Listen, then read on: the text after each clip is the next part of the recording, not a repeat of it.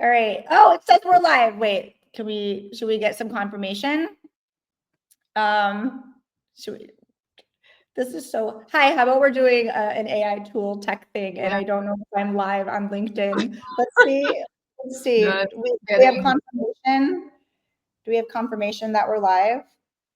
It says we're live. Not yet, but well, let's do the quick check, tech check. Okay. Let's do. Oh, we're live. Oh my God. We're live. I just went on my phone. Okay. My husband. I'm like, you better be watching this live. I'm like, audience of one. We have Shayla. Okay. And we have Donnie. Okay. This is exciting. We are live. Okay. Hi. I feel like what people don't know who we are. And I thought it would be fun to put ourselves out of our comfort zone a little bit, because we have never done a LinkedIn Live together, have we? Or ever been live in my case. So this is trying new things. I just learned how to use StreamYard about 40 minutes ago. So here we are. So, okay, let me get into this and kind of set the stage here for people that are either tuning in now or will be hopefully seeing this, because I paid for the premium. So this is definitely being recorded. We have had a very interesting past 9 months. And let me just kind of like say it really quick what we're doing now, but I want to back it up, because the interesting bit is how we got here, not actually what we're doing right now. So you and I launched an AI storytelling tool Black Friday of 2024. And we launched this thing not really having any sense of, we were not attached to an outcome. We kind of had no idea like what it would do or what it wouldn't do. And this thing has taken off. Like it has surpassed any goal that we had for ourselves almost immediately. Mm-hmm. And I personally have never experienced anything like this in my 8 years of entrepreneurship, where you build something and product market fit is immediate, where it's like people are coming at you asking, like people are asking us like, how can I sell this for you, right? And so anyway, I want to say that because you and I are probably two of the more unlikely people to do this and to be in this AI space. And so that is what I want to talk about today. I want to introduce ourselves to the LinkedIn community. I want people to get to know you. And I want this to inspire, because if you're like even myself a year ago, I never in a million years would have thought I would be allowed to even be in this arena. Like, who am I to be building an AI tech tool? I am a journalist, former journalist. Like, I have no background in tech. Well, yeah. And so let me introduce us ourselves. So for those of you tuning in, I'm Patrice, and my background is I'm a journalist. I was a Today Show producer for 7 years. I worked at CNN. I worked at Bloomberg TV. We like to repress that job. And I ended up forming a video storytelling company in New York City. I lived in New York City up until a year and a half ago, until I moved to Lisbon with my family. And so I met Vipka a couple years ago. When did we meet? What year? Do you remember? I think it was 21. I'm not sure. We were introduced, but I don't remember the exactly, but I think it was 21. Yeah, I think in 2021 we met, and at the time my storytelling business was pure production. I did a lot of production for brands, and we would do videos, founder stories, homepage, mission videos. And then I also ran classes. I ran programs, like storytelling programs, to help entrepreneurs tell better stories. And my business was a disaster. I mean, there was no organization. I was like, and I needed help. And so you took me on as a client because you were running an online business management company. Correct. And so we hit it off, and you started working in my storytelling business. And you, first of all, like, is that fair to say? Like, I don't want to like speak for you. Like, is that kind of what you were doing when I first met you? Yeah, like I was mainly focusing on online business management, but I was already getting more into the operational like perspective of AI. And I was also doing launch management. I think that's what also the one of the first thing that we did together, like some of the first Founders Fire launches then in that year. But yeah, that was basically what I was doing. And I do remember when our first discovery call, when I start talking about AI right away, and you didn't seem very interested back then. You were like, well, okay, whatever. And I was like, but if you hire me, it was like one of my selling points. And that's like such a special moment for me, because back then when we met, you were like, yeah, whatever. Yeah. What are you talking about? What are you talking about? I had no idea. Like, I remember you were talking about AI in our discovery call, and this is in 2021. So this is before ChatGPT entered the consumer market. I literally was like, I just need help. Like, I just need help, like getting myself organized. Like, I just didn't even know what I didn't know. And so I do remember, you were always ahead of this. You were always in that world, even though I did not understand what that world even meant until fast forward. I'll never forget, I was running a storytelling program. This was in 2023. And a bunch of and they're all business owners, and we were getting ready to turn their story into a video. And I had spent 12 weeks with them, like coaching them, and they turned in a ChatGPT script.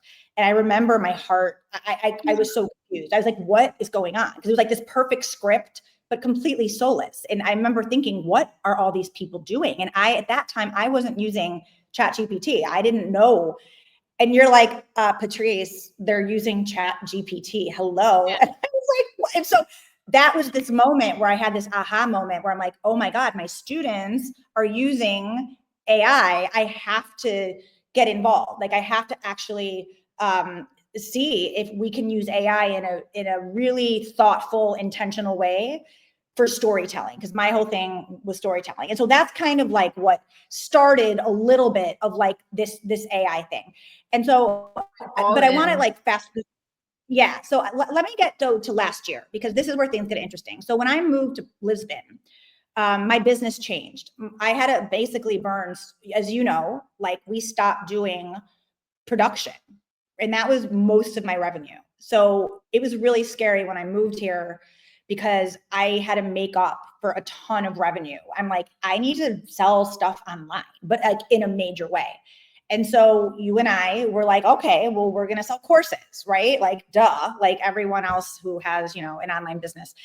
And last year, our strategy, our plan was to take my old workshops and to take all my proven storytelling classes that have sold live. And we're like, we'll package them up. I will re-message them. We will put them on a beautiful sales page. And I'm going to go have a cocktail on a Lisbon beach while people just buy them in my sleep. And I wake up and there's money in my account. And we were like, oh, this is the new business. That is going to be a big revenue stream. Well, they bought, but not what we expected they would. Yeah. So this is actually less than a year ago last year. And we had our whole last year, because at this point, Vibka was my operations person. I mean, you were running. I always joke, I pay you to be my boss. I'm always like, what are we doing today? Tell me what to do.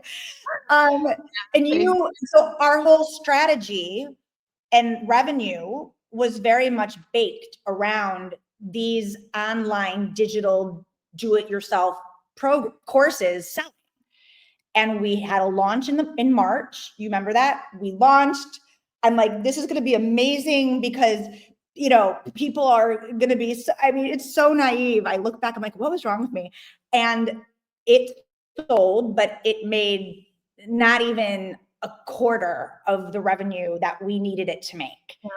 And so I remember, like, what? And I remember I was like, oh my God, this isn't good. Because also too, my husband at that time was starting over. I have 3 kids. Like I was the person in the house, like making, right? So it was a big deal. I'm like, oh my God, I need to demand on you, because the courses wasn't what sold. What really sold was you, people wanting access to you.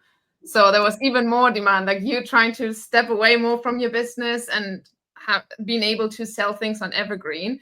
But then the opposite was true. People wanted you. They wanted more Patrice, more of your brain, and not courses. So, and I remember, because it's true, I was like, I'm trying to get away from having to be so on all the time. Anyone who runs an online business and has to, they're the person running courses or workshops or they consult. It's a lot. Like if you're not showing up and you're not making those deals, you're not making money.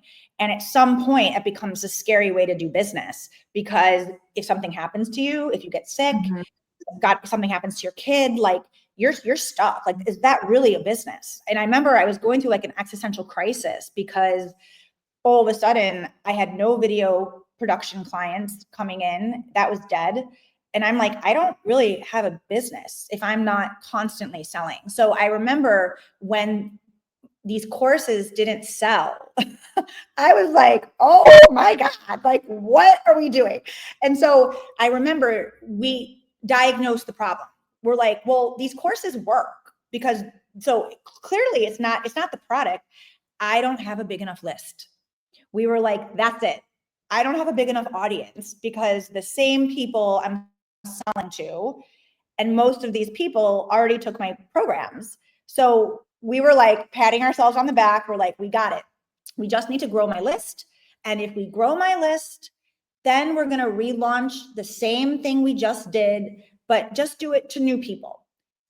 Well, and so we were brainstorming. Do you remember we were brainstorming about, because I didn't have a lead magnet. Yeah, that was the big lead magnet discussion period. Yeah, that's like one of the pivotal points. Yeah, that what, and the thing, and for those of you who are tuning in or watching this, if you're like me, not that long ago, you're like, what's a lead magnet? A lead magnet is basically a way to exchange something for someone's email address. And at the time, I did not have a funnel that would be collecting emails. So any email I got was random. And so you were like, you need to get a little bit more savvy in a funnel. And I'm like, well, I don't want to do a lead magnet that is like, who needs another checklist on Canva? Like that dies, like literally dies in your inbox. No one ever looks at. And I remember you suggested, you're like, well, why don't I just make you a storytelling bot, and I'll train it a little bit like you, and you'll give someone a story that they can post on LinkedIn or Instagram or their email, and they give you their email. Like, it wasn't even the main thing. Like I remember you recorded a masterclass that we wanted to be the lead magnet at first, and it was a really good one, but we thought like, hey, something's missing here. So let's add a bot so that people watch the masterclass and then they can use the bot to immediately put what they learned into practice. So which was turning a life moment into a compelling story that they can use for marketing. And that was like, it was just like the side product, the add-on to the main lead magnet. It wasn't even the main thing. No, it was just like a nice, fun little carrot to be different. Because that's right, I had that video class that was my lead magnet. And so, okay, so then I'll never forget. So I'm like, oh, that's a great idea. So I didn't even ask you how you did it. You're like, I go, you know how to do that? You're like, yeah, I know how to do that. I'm like, okay. Like, didn't know that you knew how to do that. Well, then let me just ask you, by the way, when you made that, like, how did you know how to even make a free bot? Did you know how to code, or like, how did you even come to that point? Well, the first one wasn't anything custom. It was like a third-party tool where you don't need to code anything yourself. It's a lot of people might have heard of a custom GPT where you can make your own chat GPT, but it's not the same. Like, it's a different tool that you can then embed into different places. So people who maybe watch this, who've seen our old bot, they remember that this bot was embedded in our course platform, 5card. So I used a third-party tool where you basically just planned a system prompt or a prompt, and then you will be able to put it wherever you need it to be. And that's something that people in the airspace started doing quite early, but it wasn't as popular back then. It was custom GPTs were just starting to become a topic. It wasn't really interesting yet.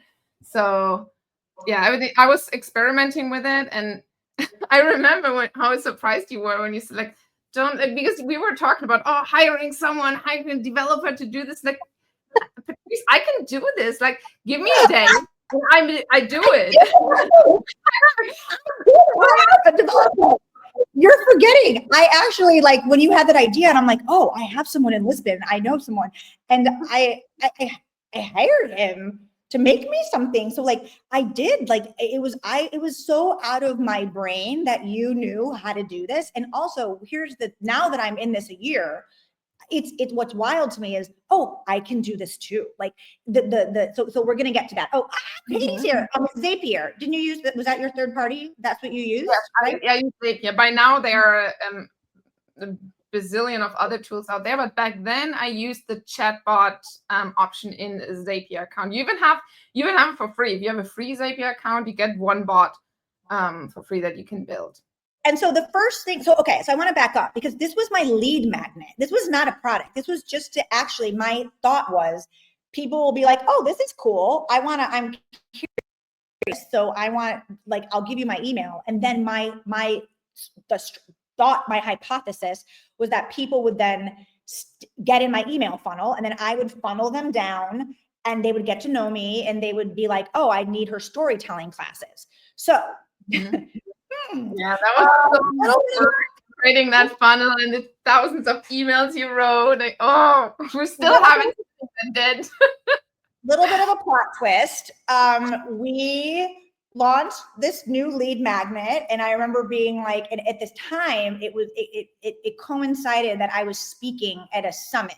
So I happened to be in front of a lot of people, and so I'm like, oh, it's like, you know, what's your freebie? And I'm like, oh, do I have a freebie? I have this, like, this masterclass, and oh, it has this bot. Like, I didn't even think the bot was a thing.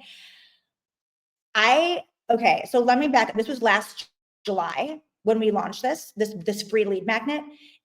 Not only did it worked so well that we got thousands of emails, like, in a day. That's a lot for me. Like, I don't have a huge list. So these people that have, like, 100,000 on their list, I was like, that's not me. So for me to get like 1,000 new emails in one day is a lot of emails. And so people were coming into my funnel and they were using this bot. And I'm like, oh my God, I am going to make so many sales on because we had them funneled down to my courses still, my storytelling courses. Not only did that not happen, I did not make one sale, not one sale. Not only did that not happen, everyone that was using this bot was getting angry because they're like, I need this bot. Like, I don't care about your stupid storytelling programs. Like, how can I use this bot? And I remember me and you were like, this is not a product. Like, this is just a fun little thing. And this is not meant for people to be using it like in bulk, because we were paying, it was a lead magnet for free, but you pay for tokens, like you pay for people to use a bot, like you're paying that behind the scenes. So the more people using this bot, all of a sudden I'm like, we are paying for like thousands of people to like chat with this free bot that you only built it, like you built it in a very narrow way. Is that fair to say? Yeah, exactly. It was only meant for this one purpose, and for the reason, because it was something that we paid for in the background. People only had access to it for a few days. And that's why we're like, why can I not keep using it? I want this bot. That's why they got so upset. Is we're like, okay, this costs money, but to make it really hit, like be really, really good lead magnet with much better outcome you could ever get from any custom GPT, it had to be we just had to use the paid version. And that's why it was only available in a few days every time you sign up. And yeah, that caused people to get a little bit, I want it. No, I have never gotten, I got so many hate, like people are like, remove me from your list. And I was, that was too many. I have a happy community. Like, it's very friendly. I have never, I cried that week. I cried several times. I'm like, oh my God, the internet hates me. So I'm like, I'm not made for this. I'm not built for this. So anyway, I remember there was a moment, and actually, let me ask you, I've never asked you this question. It was a chaotic week, and there was just thousands of people emailing me and being like, well, I need this. It was just craziness. Mm-hmm. And I remember we had this moment because we realized no one is buying, no one wants these courses. Like, they just don't want it. And it was like, we just had this moment where it wasn't like, oh, we're going to build a product. It wasn't even like that. It was like, do you remember how it kind of, you tell me, because my memory is like, what do you remember? What we're like, we're going to go all in on this and actually scrap the rest of the plans we have for the business. Mm-hmm. Yeah, it was, for me, it was like equally chaotic. I was on the plane on my way to Germany when like finally the bot crashed, too many people on it. Then, that was like, I was with me, like with the team, like from the plane with the really crappy Wi-Fi trying to fix it, like, oh my God, what's going on? And people sending me those error codes. That was tough, but it was a good thing because more people we ever thought wanted to use it at the same time. So one of the things that happened, we ran out of tokens really quick, like quicker than we anticipated. So that was one of the things. And then one that we also had nothing to do with, because then there was a global outage of the platform we were using. So, that was also fun. I don't know, maybe we caused it.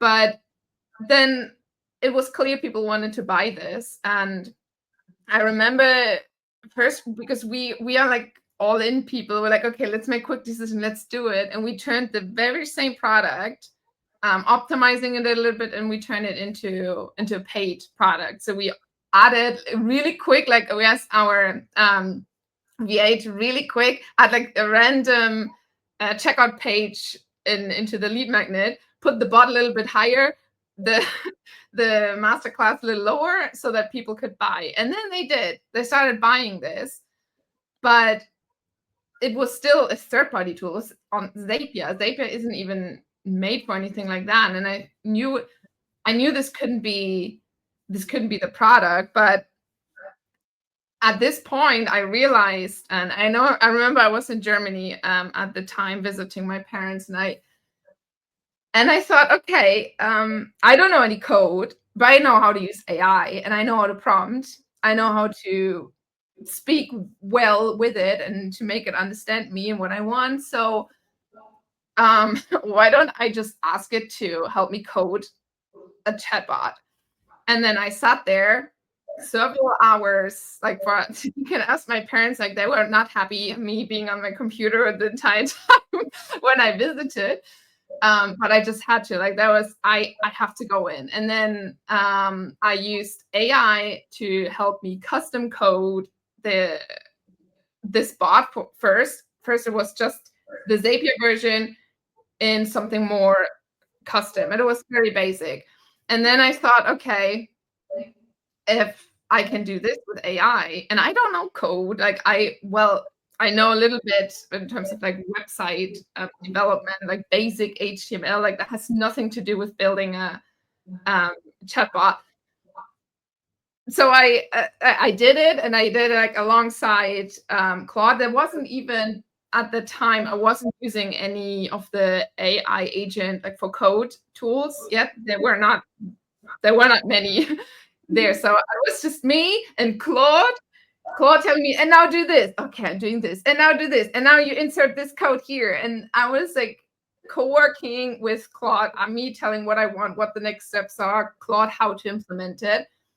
And then we my bestie Claude and I, we did it. And there was a functioning first version of Story Pro. Mm-hmm. Okay, I did this. It wasn't deployed. It was living on my computer, but it was functioning. And I thought, okay, now I know we can do this. It doesn't matter how, but we can do this. And I remember I messaged you on WhatsApp saying, like, Patrice, we need to talk. Please call me tomorrow. Like, take 30 minutes and we need to talk about something. And that was when I shared with you what I did. And the moment we completely like trashed all of the plans that we had for the rest. Yeah. So, okay, I never knew some of that, and I forgot that you were going back to, because you live in Chile now, but you were going back to Germany. And I remember you were on a plane, and I'm like, I need some help here. People are asking me about this spot. I don't know how to get it back up. But here's the thing. Okay, so what I think is so different about this, well, there's lots of different things. Number one, I think it's unbelievable that you don't code and you've managed to literally create a product that people are obsessed with. Like I'm obsessed with it. It is. And for some of you are like, what are you talking about? So here's the thing. My whole jam is storytelling, and that's like my passion. I'm all about, I really believe in the power of founder story. I worked at the Today Show for many years. It's how 90% of decisions are made. If I had two business pitches in front of me, and one of the business was even more known than the second business and more experienced, but if that other lesser business had a better story, had a more compelling founder, had that emotional vulnerability that we wanted on live television, every single time that story gets picked. So I've seen firsthand the power of when business, and now it's commonplace, but it wasn't as commonplace back then. You were a business, you were a founder. It wasn't cool to be real or vulnerable. Everything's fine, So, but I know better. And so this whole experience, it was made because we really wanted people to be better storytellers. We wanted people to funnel to my programs, right? And so then when you told me that, all of a sudden you can code now, you woke up and code. I was like, oh, you code now? You're like, yeah, I code. So what do we want to do? And I remember that's when the light bulb started going off. I'm like, wait a minute, do we think we can train this to clone me, or to clone not just even me, but just how I've been able to help thousands of people throughout the years. Not everyone has access to coaching. Not everyone has access to the live program that's done once a year on my time. And if you can't, not everyone is ready for that in their business. Yet I'm a big believer that the sooner you start getting better at storytelling, your business goes much quicker. And so, and the thing is, you had been involved in my business for so long. So, I mean, I feel like when you joined me, you were like, storytelling, cute, cool. But I've seen you, why don't you talk to me about that shift a little bit for you? Mm-hmm. Yeah, for me, I didn't really know what it meant. When I saw okay, yeah, cool, video production. Well, I know about that. I've seen it, and okay, there's some storytelling courses. That sounds nice. And it turned out it was what you do with everyone that you talk to, you also do to your team. And you inspired me in ways I never anticipated. When I work with people, it's a different dynamic, but with you, it somehow fits so well, because I'm also a mission-driven person. And when I saw what you were doing for people, how people leave your programs and the things that you teach, that fired me up, to put even more into it, also from my own brain space. Usually you work and then you close the laptop and then that's it, you go on with your life. But then there are certain clients, in your case, then where you continue thinking about it, and also continue thinking about what they do, thinking about it in the shower, and how this affects me. So naturally, working with you and sitting in your co-hosting and sitting in your programs and doing all of the things that I did, I learned too. So it helped me become a completely different person. Like, I'm not the same I was when we met. Like, I tell stories now, but like that's, and like my business shifted in so many ways. So I think I lost track a little bit of No, I've never heard you say that. No, but I think what I'm getting at is like, I do think the secret sauce here, we never set out to build an AI tool because it was trendy or because like, oh, it's trendy to do AI. Let's make a tool to sell, to make money. Like, let's like do a SaaS product so we can like get VC funding and like turn around for a quick exit. And look, there's a lot of people that do that and are that works for them. I really believe that like the reason this product is special, this is not a product sell here right now, but I think it matters because I actually think that with AI being, it's a bit scary and it's a bit unbelievable what it can do, and it can be really damaging. And the potential to harm is high. And so if you have people that are building AI and you have people that are in this tech space that don't have good intentions, that is frightening because most people don't know what's going on behind the scenes. So I think it's important that you as a builder, like you're not just building you're not like a third party vendor like building this tool, like you like it's I would have. yeah, you wouldn't have. I know you wouldn't. I mean, you're a vegan. Like you are so like walk your walk in every No, part of what your I'm life. what I meant is like the time, like for someone to just spend personal time and figuring things out, like how can I, with this lead magnet that people want, and I know with what what sits there in your brain, and if people could have easy access to that, what that could mean. And that isn't something that you just do like, oh, I want to make an AI tool. That was never the goal in the end. So it was never about making a tool. It was about how can we make this accessible to more people. What how you helped others, how you helped me just by working with you, but how you helped so many people in your programs having this success and also discoveries about themselves and being more authentic when they speak. Now we have to take a shot. I said authentic, but Go take a shot. I'm not allowed to say the A word here. You know that's what the rules. These are company rules. yeah, company. Yeah. But yeah, how can we do that? It's like that was the idea, and it was never about building a tool, not for me at least.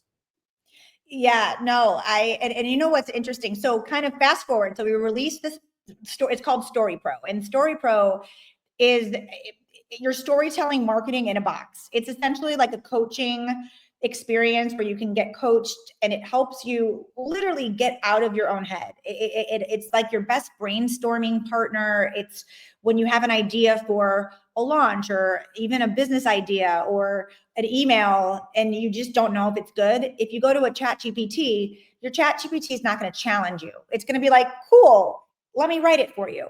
Where we've made this program like around my philosophies and how we coach and how we train people and how we get the best stories out of people. So this program will tell you if your ideas are not great.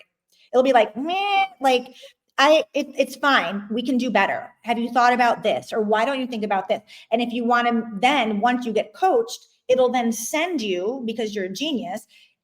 We didn't build it all in one lane. There's different lanes. And I'm learning this from you. Like you go to different lanes because the more specialized and niche it is, the better the output. So then you get shoved to, I want to make a video for YouTube, or I want to make a LinkedIn social post or an Instagram social post. I want to write a newsletter or an email. So we've trained it how we, from all the decades and everything. And it's interesting because like it's custom. So it's not just a chat GPT custom because you are limited there. Custom chat GPTs are awesome, right? But I do think the way that we've prompted it and trained it is like, oh, we have 5 more minutes. I think it'll just shut us down after 5 minutes. But so here we are. We didn't think anyone would want it. And as of today, we are at almost 100 paying users. We're going to get there, I believe, in probably this month. We're at basically a 5-figure monthly recurring revenue number right now, which we did not predict at all. We're like, we hope like 10 people. I don't know. It was one of those things where you're just like, but what I think when it pat us on the back, because it's a small team, we do not have a team in Silicon Valley, it's me, you, one other person, and we have Shayla, our amazing VA extraordinaire, helping us with not the tech part, but other aspects. Like, we are a small team. We've decided we're not going to take on money, at least right now. So we're bootstrapping. So really, we're bootstrapping it with I still have my storytelling business. You still have your AI consulting and your, OBM business. But the reason that I didn't want to take money is, I just don't think, I don't want to get other people involved like that, because I think you have to really understand the mission of it and what it does. And I think when people are in it just to invest, they want you to sell it right away too. So I think for me, maybe I'll change my mind if we're dying and we're like, this is not working. But I think right now we're going to bootstrap it until we probably can't. Would you say that's fair? Mm-hmm.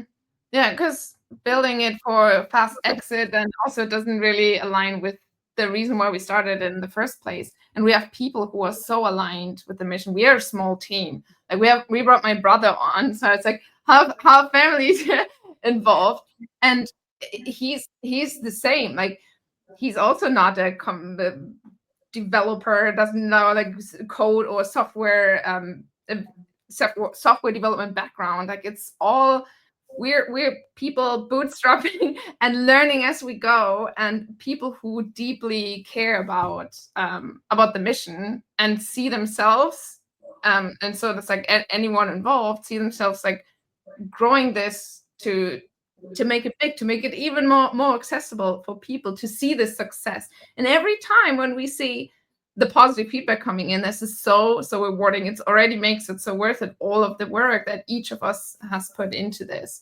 So I like the how we can get close to people and them sharing their stories with us. Like, when we are in communication, when you met with lots of our users, even in Zoom one-on-one, and they share with you, that's like, why would we get rid of it? So yeah. And I think Maria made such a good point in a comment. Like, it's user-led. It's been all user-led. So like every single user, we have like 100 users right now. I have probably spoken personally. I have these 15-minute calls I do with all the users.